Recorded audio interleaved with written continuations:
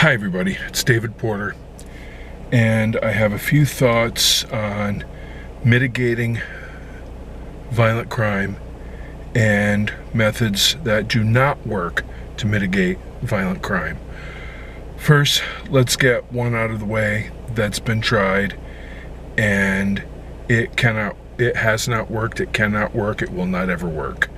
That method is gun control. Efforts to violate or circumvent the Second Amendment of the United States Constitution and interfere with the rights of private citizens to purchase and possess firearms. Gun control cannot mitigate violent crime. It never has, it never will, for a very simple reason. Criminals do not obey the law. You walk into a place and you see these signs up saying no guns allowed. Who's going to obey those signs?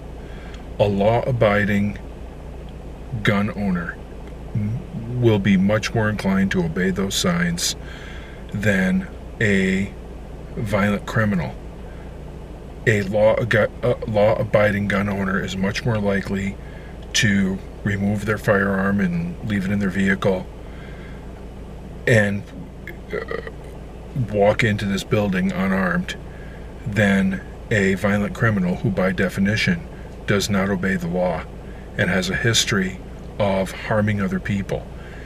And if they're a convicted felon or they're currently on parole or probation, or possibly, depending on the jurisdiction, conditions of release, they're out on bail for a violent crime, including domestic violence or assault, they're not even supposed to be in possession of a firearm. But one more time, criminals do not obey the law.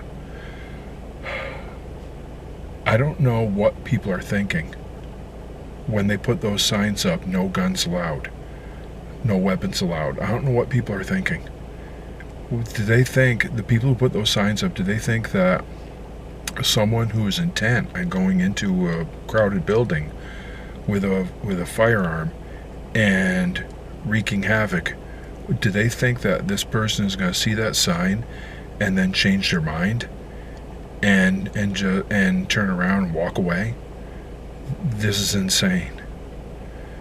Now, what has worked to mitigate violent crime is when you have a responsible, law-abiding individual with a firearm in the vicinity and an active shooter is underway doing what they do.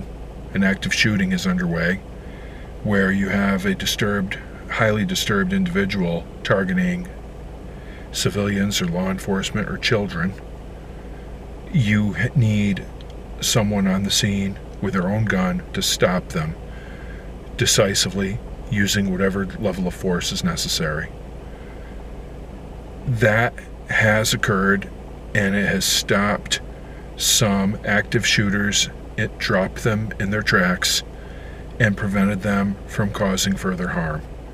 That is much more likely to work than a futile and absurd sign indicating no guns allowed, or absolutely absurd laws which only law-abiding people will obey and criminals will ignore.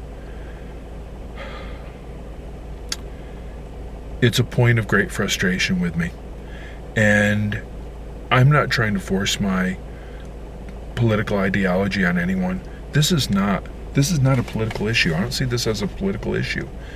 This is neither Democratic or Republican, liberal or conservative. It is a bipartisan, bilateral, apolitical concern.